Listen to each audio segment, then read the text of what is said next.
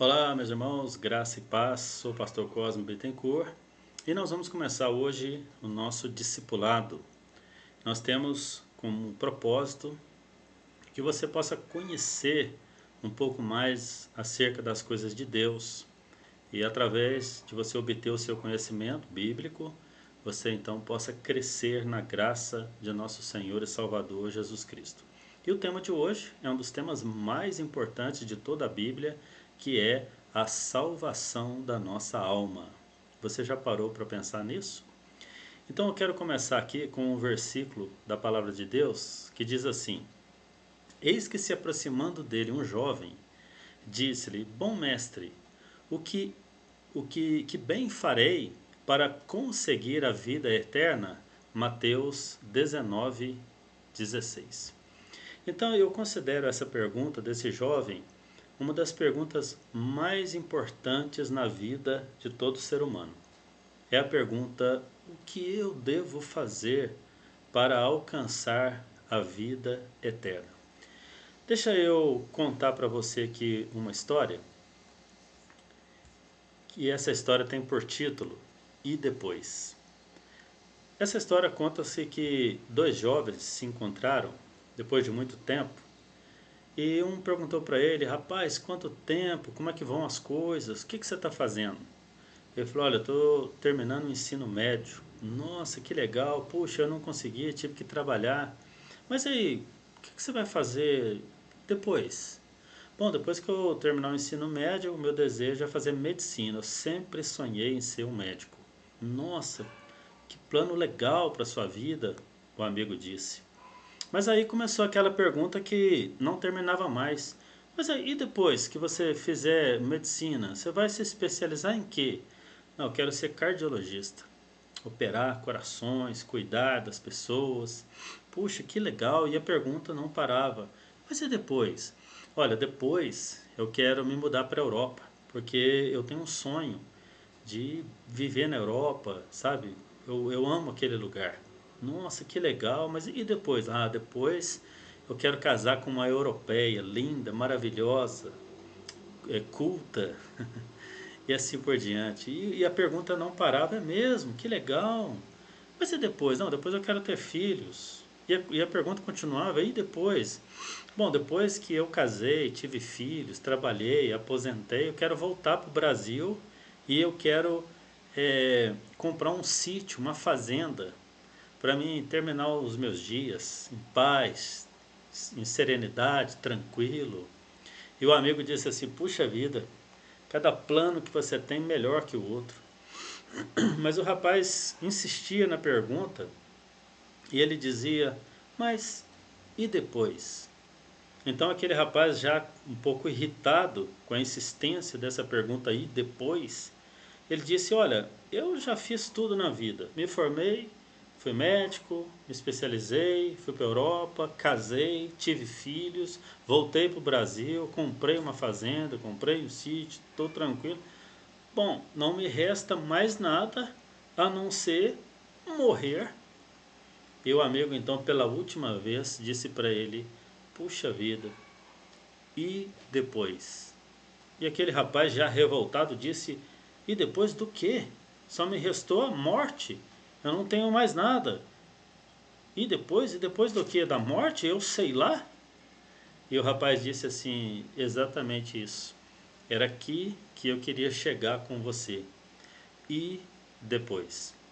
Porque na realidade, a nossa vida, ela é uma passagem. Você não é dono de nada, você é apenas um mordomo, um administrador das coisas que Deus entregou nas suas mãos. Nem os seus filhos são seus. Você cria eles e quando eles chegam a certa idade, vão embora, fica só você e a patroa. E assim é a vida. E um dia essa família linda e maravilhosa que Deus te deu e que Deus me deu também, um dia ela se dissolve.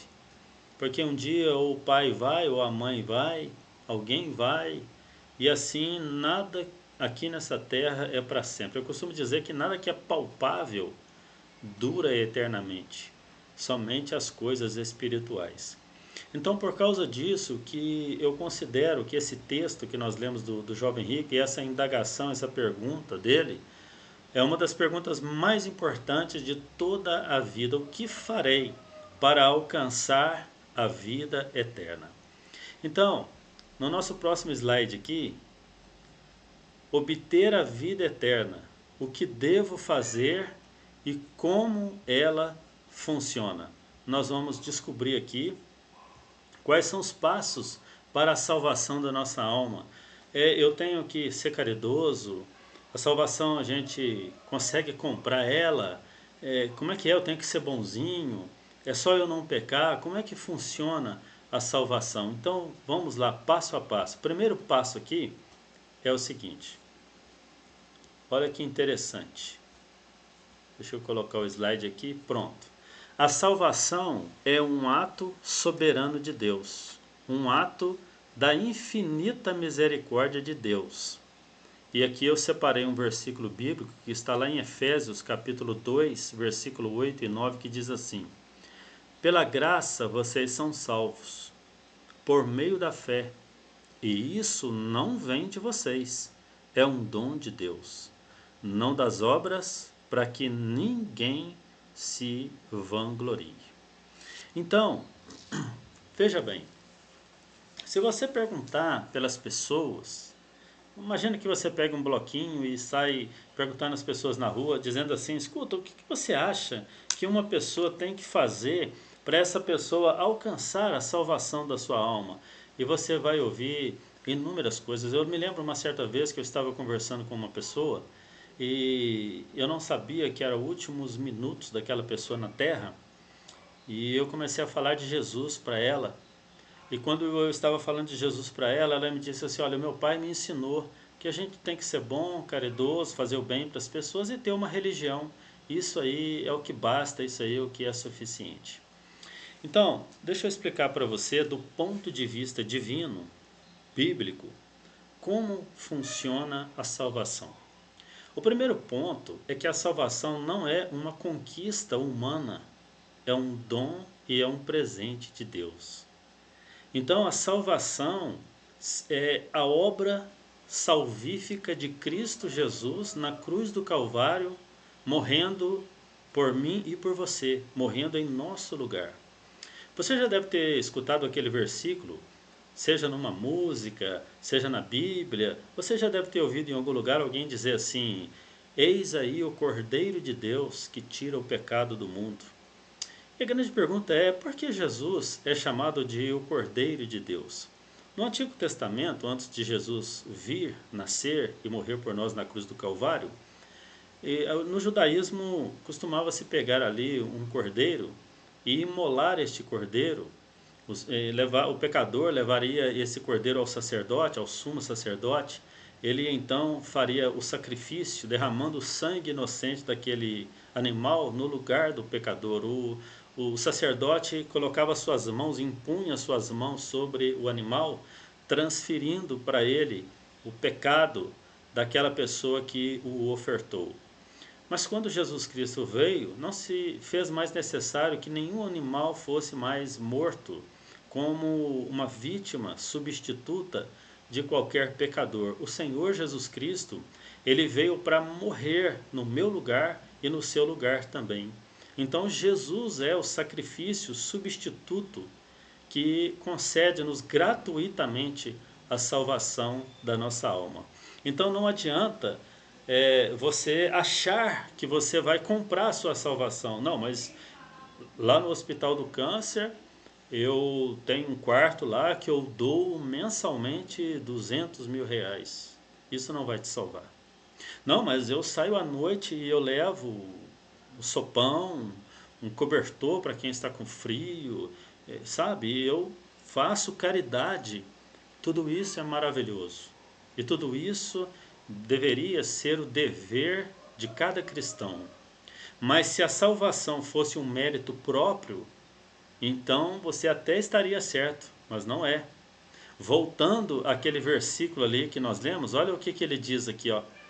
Pela graça, é pela graça, que vocês são salvos, por meio da fé. Isso não vem de vocês, é um dom de Deus, não das obras, para que ninguém se glorie. Então a salvação nunca veio de obras humanas. A salvação é um presente de Deus. Quando Deus entrega o seu Filho Jesus Cristo para morrer por nós na cruz do Calvário, então ali está toda a provisão, toda a providência de Deus para que a gente pudesse então alcançar a salvação da nossa alma. Agora, como que fica então a caridade, o amor, aquilo que a gente faz como bem? Primeiramente, você colhe sobre a sua própria vida uma semente.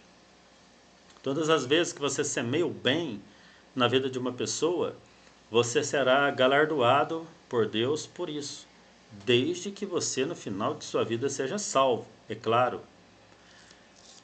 Isto é, de fato, maravilhoso e é uma obrigação que nós temos. No entanto, você não pode entender que a salvação é um ato merecido porque você foi bom ou deixou de ser bom. Se você fizer alguma caridade achando que você vai auto se salvar, você está desprezando aquilo que Jesus Cristo fez na cruz do Calvário por mim e por você, que foi morrer em nosso lugar.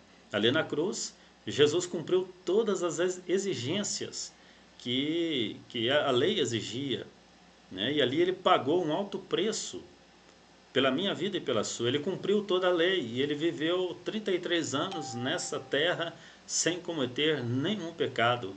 Ele é chamado de o segundo Adão, porque o primeiro Adão, que foi o marido de Eva, esse era um homem perfeito, pecou. Por causa disso, o pecado entrou na humanidade. O homem passou a ser maldoso, malicioso. O homem passou a se tornar corrupto, corruptível, e passou também a ser mortal. Mas quando o segundo Adão, que é o homem perfeito, que é Cristo Jesus, nosso Senhor, morreu por nós na cruz do Calvário, ele trouxe para nós a graça, que é o poder de Deus, para fazer com que o pecado seja destruído na nossa vida e a gente não seja mais escravo do pecado e a gente venha a viver uma novidade de vida na presença de Deus. Já já eu vou falar um pouco sobre isso também. Mas Jesus pagou um preço perfeito para que a porta do céu fosse aberta, escancarada e a salvação gratuitamente fosse oferecida para todo o ser humano.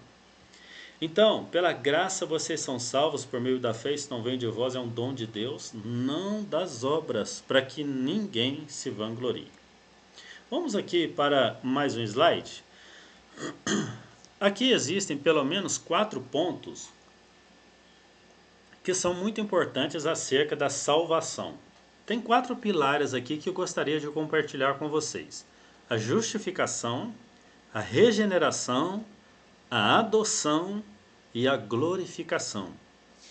Vamos começar pela justificação. O que significa a justificação? Você imagina que você vai ter que estar diante de um juiz e você está sendo acusado de alguma coisa e você não pode ir sem um advogado. Ali está o juiz de toda a terra, é Deus, o promotor para exercer a acusação, o diabo. Ali está você no banco dos réus, mas você precisa de um advogado. Deixa eu te contar uma história. Nem sei se ela é real, né? Mas eu me lembro, talvez seja até ilustrativa, mas vai servir para nós entendermos aqui. Muito tempo atrás, um rapaz aprontou e foi parar ali no tribunal. Quando ele estava entrando ali no fórum para responder pelos seus crimes, no corredor ele encontrou um amigo. E esse amigo era amigo de infância e o amigo agora formado em direito, advogado, um excelente advogado. Ele olhou para o amigo e disse assim: amigo, tudo bem? O que você está fazendo aqui no fórum? Ele disse: eu trabalho aqui, eu sou advogado. Ô rapaz, será que você não poderia me ajudar não? O que aconteceu? Andei aprontando aí e tal. E o advogado então olhou a situação dele, fez a defesa dele ali na hora. Como ele era um excelente advogado, ele conseguiu naquele momento livrar o seu amigo da condenação. Uma outra história também de direito conta que o rapaz, ele matou o amante da mulher, porque ao chegar em casa ele pegou aquela cena terrível. E quando ele pegou aquela cena terrível, sob forte emoção, ele não suportou e matou aquele cidadão, e ali ele também foi preso. O advogado também, muito bom, chegou ali diante do juiz, tentou fazer a defesa, mas o juiz não aceitou e condenou aquele rapaz. O advogado dizia, não, mas ele agiu sob forte emoção, e a lei diz assim, assim, assim, o senhor tem que liberar ele. Não, e o juiz não liberou. Aí, antes do rapaz ser recolhido já para ir para o presídio, aquele advogado pegou um copo d'água e jogou aquele copo d'água no juiz e molhou aquela toga. O juiz imediatamente deu voz de prisão também para o advogado. E o advogado naquele momento olhou para ele e disse assim, excelência, eu não vou resistir à prisão, pode me levar. Só que tem um detalhe, o senhor está me condenando porque o senhor recebeu um copo d'água na sua toga que daqui a 30 minutos vai estar seco. Não vai fazer diferença nenhuma. É água que eu joguei, não é tinta. Não vai atrapalhar, não vai estragar sua roupa nem nada. Mas porque eu joguei essa água no senhor, o senhor perdeu a linha e mandou me prender. Agora, imagina esse cidadão que ao chegar em casa se depara com uma situação dessa terrível, sob forte emoção, ele vai e comete esse crime. E a lei diz que sobre efeito de forte emoção, né, esse rapaz não deve ser preso. E acabou que aquele juiz pôs a mão na consciência e entendeu e acabou então liberando o réu. Quero deixar bem claro aqui que eu não sou fazendo papel aqui de advogado do diabo, não. Cada um cometeu o seu crime, que pague e etc. O que eu simplesmente quero dizer é que para a condenação do pecado, nós não podemos chegar diante de Deus sem um advogado.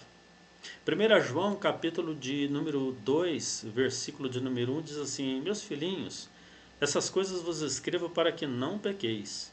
Mas se pecarmos, temos um advogado para com o Pai, Jesus Cristo, o justo. Então, a justificação está no fato de que o Senhor se coloca em nosso lugar. Quando Jesus está ali na cruz do Calvário, ele leva sobre si os nossos pecados. Está escrito isso lá em Isaías 53, ele leva sobre si os nossos pecados, as nossas enfermidades, o castigo que nos traz a paz. Estava sobre ele, pelas suas pisaduras fomos sarados. Então, Jesus é a nossa justiça. Jesus é a nossa justificação, aquele que nos justifica diante de Deus. Eu não sei se você sabe, mas a barreira de inimizade que existia entre o homem e Deus, ela foi quebrada através de Cristo Jesus. Jesus é a ponte que nos liga novamente ao Pai Celestial. Está escrito em Romanos, capítulo 5, versículo de número 1, sendo, pois, justificados pela fé, temos paz com Deus. Então a paz e a harmonia entre nós e Deus, ela acontece por intermédio de Jesus. O segundo ponto aqui é a regeneração. Você já conheceu uma pessoa que de repente essa pessoa foi para a igreja? Aí alguém vira para ela e fala assim, ê fulano, hein? Regenerou, hein? Na linguagem popular, tomou vergonha na cara, hein? Ei, caboclo atrapalhado. Né? Então, por que as pessoas falam isso? Porque quando nós estamos na presença de Deus, o Espírito de Deus passa a habitar dentro de nós. E Deus começa a transformar a nossa vida, transformar o nosso coração, transformar a nossa atitude. Talvez você diga assim, puxa, mas eu sou um pecador miserável. O Senhor pode transformar a sua vida e o seu coração, porque o Espírito Santo é o único que pode nos levar ao arrependimento. O que é arrependimento? Arrependimento é diferente de remorso. O remorso é quando a pessoa erra e até entende que errou e sente um peso de ter errado. Puxa, eu não devia ter feito isso. Não devia ter atropelado alguém, um cachorro, tal. remorso, né? Agora, o arrependimento ele é diferente. Ele sente o erro, entende que errou, mas ele coloca um propósito no seu coração em não cometer mais aquilo. É a diferença do remorso para o arrependimento.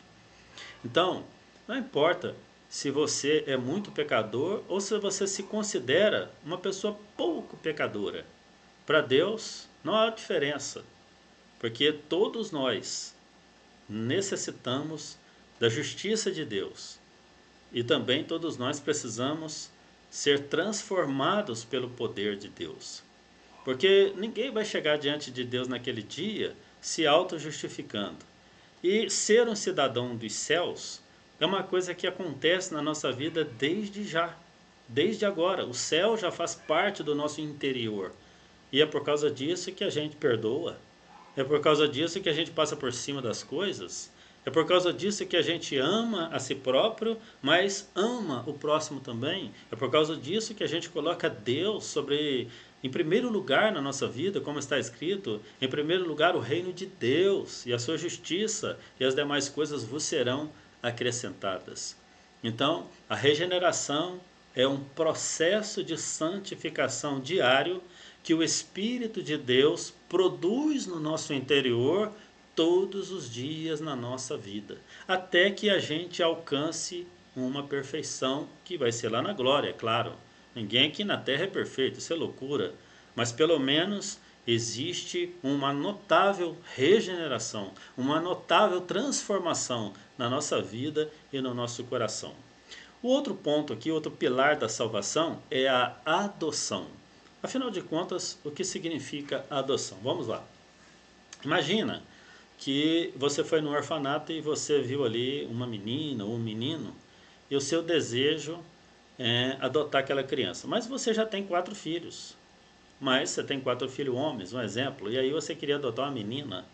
Você vai lá, faz essa caridade, esse bem, adota essa criança passa a ter o seu nome, passa a ter o nome da sua esposa e, consequentemente, passa a ter o direito de filho também. E, consequentemente, essa pessoa é herdeira também, junto com os 4 filhos, de tudo o que você possivelmente deixará. A Bíblia diz em João, capítulo 1, versículo 11 e 12, diz assim, mas ele veio para o que era seu, que era o Israel, mas os seus não o receberam. Mas a todos quanto o receberam, Deus lhe deu o direito de serem chamados filhos de Deus aos que creem no seu nome. Então, quando nós recebemos Jesus no nosso coração, nós estamos recebendo essa filiação de Deus, o direito, o poder de ser chamado filho de Deus aos que creem no seu nome. Então, aqui eu faço uma pergunta para você: todo mundo é filho de Deus? Talvez você até responda: não, sim, todo mundo é filho de Deus. E eu vou dizer para você que a Bíblia não diz isso. Nós somos criaturas de Deus e nós passamos a ser filhos de Deus a partir do momento que nós entregamos nossa vida e o nosso coração para Jesus. Há uma diferença em ser criatura para ser filho. Você já aceitou Jesus como seu Salvador?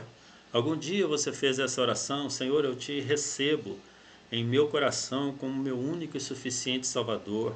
Eu creio em Ti de todo o meu coração e com minha boca eu confesso. E a Bíblia diz que você então vai começar esse grande processo maravilhoso da salvação. Você vai deixar de ser uma criatura para você ser então um filho de Deus, herdeiro de Deus e co-herdeiro com Cristo Jesus. O último ponto aqui então é a glorificação. Você já ouviu essa palavra, glorificação? O que será que significa isso? Então vamos lá. Eu estava falando sobre o processo diário que nós temos todos os dias em que Deus vai transformando a nossa vida. Eu lembro que eu trabalhei numa empresa uma vez e lá tinha um slogan: melhoria contínua. Até existe um hino evangélico que fala assim: sempre melhorando, sempre melhorando, sempre melhorando no Senhor. Então, isso é algo que acontece na nossa vida todo dia. Eu não posso aceitar ser um cristão atrapalhado. Eu aceitei Jesus, um exemplo, a minha vida era toda atrapalhada. Mas já se fazem 10 anos, 15, 20, 30 anos que eu estou na presença de Deus, eu sou a mesma pessoa, continuo mentindo, continuo não pagando as minhas contas, continuo com a vida toda errada e eu me autodenomino um cristão. Não, tem alguma coisa errada aí.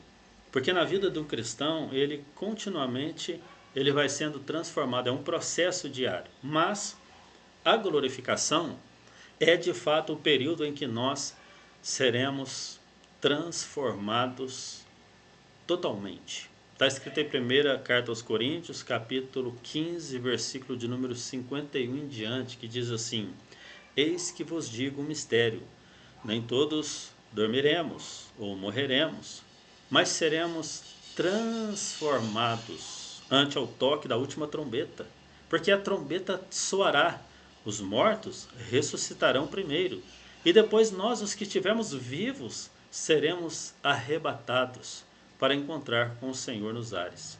Nós seremos transformados, porque importa que esse corpo que é corruptível se revista da incorruptibilidade, e esse corpo que é mortal se revista da imortalidade.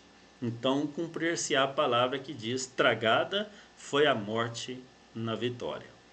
Então, na realidade, esse corpo que a gente habita nele, esse casulo que a gente habita nele, a Bíblia diz que nós receberemos futuramente um corpo glorificado. Esse corpo que a gente tem aqui envelhece. E na vida de todas as pessoas cumpre aquele versículo: do pó você veio e ao pó você tornará. Não há ninguém que escape disso. Até mesmo aqueles personagens bíblicos que foram ressuscitados por Jesus voltaram a morrer. Porque não era a ressurreição definitiva, era só um ato do poder de Deus mostrando ali a sua glória.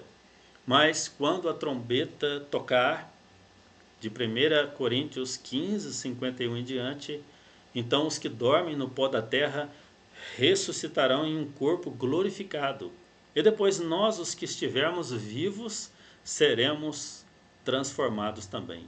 Você sabia que Deus tem um corpo novo para você, que nunca mais vai sentir cansaço, que não vai envelhecer, que não vai perecer, que não é inclinado para o pecado, que não tem maus pensamentos, que não tem nada dessa nomenclatura que a gente vive hoje aqui na Terra. Hoje a gente tem que viver numa constante vigilância, porque nós estamos lutando todos os dias, o espírito contra a carne contra o espírito, esse se opõe um contra o outro para que você não faça o que você quer fazer, e existe sempre, você está no meio dessa guerra dentro de você mesmo.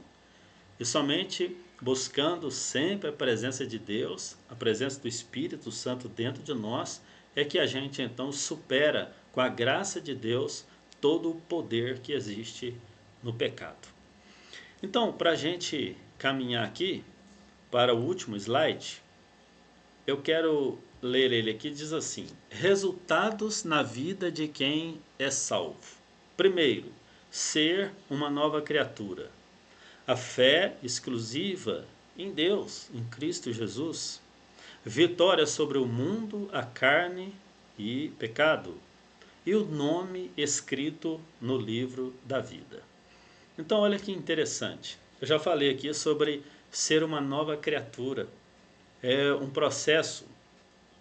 Existe aquele processo da metamorfose, que é aquela larva que ao entrar no casulo, ela sofre essa metamorfose e quando ela sai uma linda borboleta, né? Existe uma palavra muito parecida com metamorfose no grego para falar sobre o arrependimento, sobre a regeneração, sobre a mudança de pensamento, que é a metanoia. Quando uma pessoa vira para outra e fala assim: você se converteu? Né? E essa palavra é muito interessante, porque você imagina um carro vindo nessa direção aqui, aí ele faz uma conversão e vira na outra direção. Ele convergiu, ele converteu, ele estava numa direção e agora passou para outra direção. Então isso acontece quando a pessoa é uma nova criatura. Segunda carta aos Coríntios 15, 17 diz assim: Pois se alguém está em Cristo, nova criatura é. As coisas velhas já passaram e eis que tudo se fez novo. Segundo ponto é que você passa a ter uma fé exclusiva em Deus. As pessoas geralmente têm fé em tanta coisa. O ser humano, ele foi criado por Deus para ter fé mesmo. Só que quando o homem não tem entendimento, eu tenho um amigo meu que ele faz missões na Índia, e ele disse assim que tem mais de 3.000 deuses na Índia. O ser humano, ele é capaz de plantar uma árvore, essa árvore crescer, engrossar o tronco, e quando ela estiver lá em cima, ele é capaz de passar a motosserra, cortar, fazer um guarda-roupa, fazer uma mesa, fazer uma cadeira, e do que sobrar dessa árvore, ele fazer um Deus para ele se prostrar e ainda dizer: este Deus me salvou.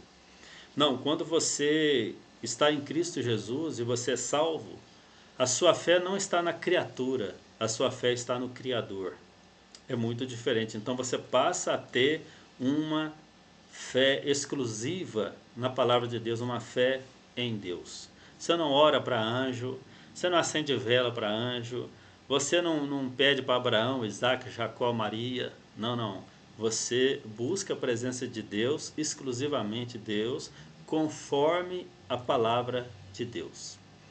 Depois, a vitória sobre o mundo, a carne e o pecado. Quando a gente fala mundo, nós não estamos falando simplesmente do planeta Terra. Nós estamos falando do sistema que envolve o mundo.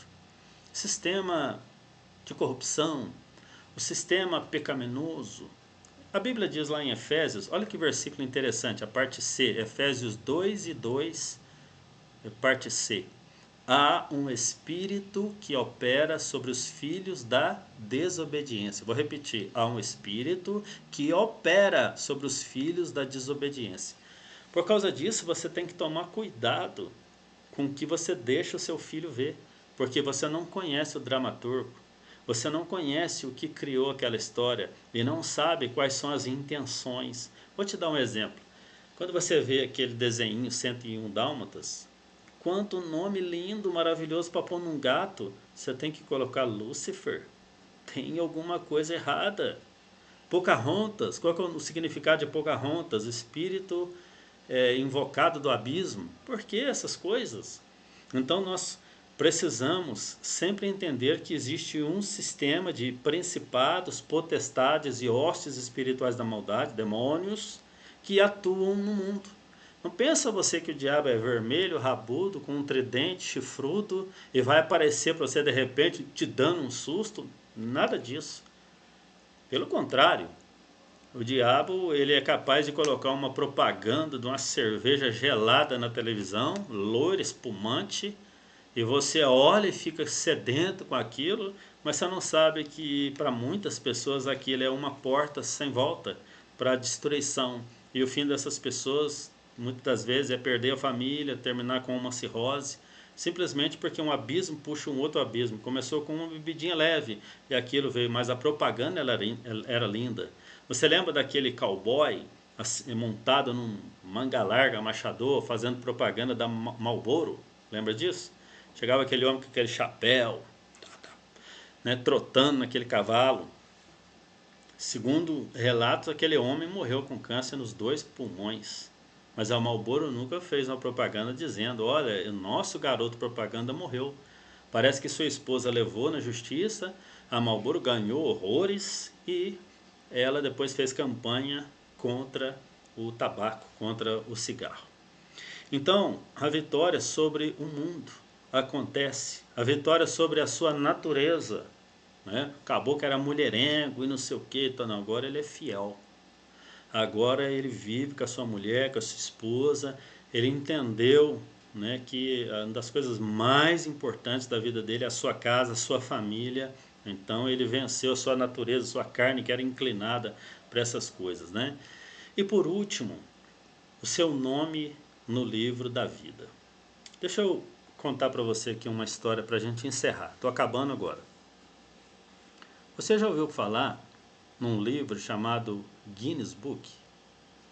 O Guinness Book é um livro dos recordes, onde inúmeras pessoas fazem horrores para ter os seus nomes eternizados naquele livro. Eu me lembro de 3 episódios.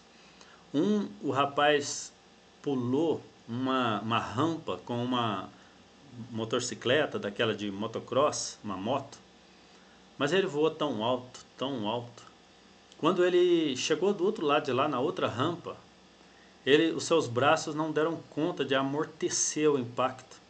Então ele caiu, se esborrachou todo no chão, mas como ele conseguiu dar o salto, o nome dele entrou então no Guinness Book. Ele estava com a costela quebrada, mancando, mas ele conseguiu entrar. Uma outra pessoa que eu achei também assustador foi uma mulher que desceu.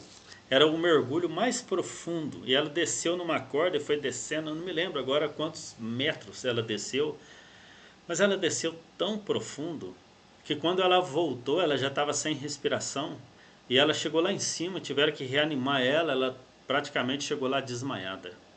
E o último foi um senhor que bateu recorde de quantas abelhas cabiam dentro da sua boca. 3 picadas daquelas abelhas africanas, poderia levar ele a um infarto, levar ele ao óbito. Então, mas o que isso tem a ver com o livro da vida? Primeiramente, que se eu pudesse questionar os escritores desse livro, do Guinness Book, eu diria assim, mas está faltando recorde aí, um homem que andou sobre as águas, um homem que com 5 pães e 2 peixinhos alimentou mais de 5.000 homens, fora mulheres e crianças. Um homem que viveu nessa terra 33 anos sem cometer nenhum pecado. Um homem santo, um homem que multiplicou a água em vinho. Eu questionaria. Mas o que me chama mais atenção ainda é o seguinte: no céu existe um livro de registros. E todas as vezes que alguém é salvo, a Bíblia diz que os anjos de Deus se alegram, fazem festa no céu. Por quê? Porque o nome dessas pessoas são inseridas no livro da vida. Uma vez Jesus mandou seus discípulos pelas aldeias para curar os leprosos, ressuscitar os mortos e fazer obras poderosas, e os discípulos foram. Quando os discípulos voltaram daquela comissão, daquela missão, eles voltaram extremamente alegres porque estavam, vamos dizer assim, com as aljavas lotadas de testemunho. Jesus então viu aquela euforia e perguntou para eles: escuta, que palavras são essas que vocês estão trocando aí pelo caminho? Aí eles contaram os testemunhos: olha, eu fui usado por Deus assim, assim, assim. Jesus disse assim: não alegrais, porque os espíritos vos submetem. Certamente porque eles expulsaram muitos demônios, muitos espíritos de enfermidade, né? Então Jesus disse: não vos alegreis, porque os espíritos vos submetem. Alegrai-vos antes, porque o vosso nome está escrito no livro da vida. Então existe um livro no céu, o livro da vida, em que é registrado diante de Deus o nome de todos aqueles que aceitaram Jesus. Eu encerro dizendo o seguinte: sabe qual é a diferença do livro da vida com o Guinness Book? O Guinness Book, as pessoas fazem de tudo para entrar lá. Quebram recordes absurdos, quase morrem para eternizar os seus nomes no livro Guinness Book. O livro da vida, você não vai precisar quebrar nenhum recorde, porque Jesus fez tudo por você para te salvar e para que você tivesse a vida eterna e para que o seu nome estivesse escrito lá. Para que, como diz Apocalipse, quando os livros se abrirem, aquele que não foi encontrado no livro da vida, infelizmente não tem a salvação. Mas aquele cujo nome está escrito no livro da vida, esse vai gozar da eternidade com Deus para todo o sempre e eternamente. Que Deus te abençoe poderosamente, em nome de Jesus. E você depois aí, se quiser deixar o seu comentário, ou se você quiser deixar uma pergunta, faça ela aí, depois eu vou estar respondendo você. Que Deus te abençoe, a graça e a paz do Senhor Jesus, e até a próxima lição, se assim o Senhor Deus nos permitir. Deus abençoe, tchau, tchau.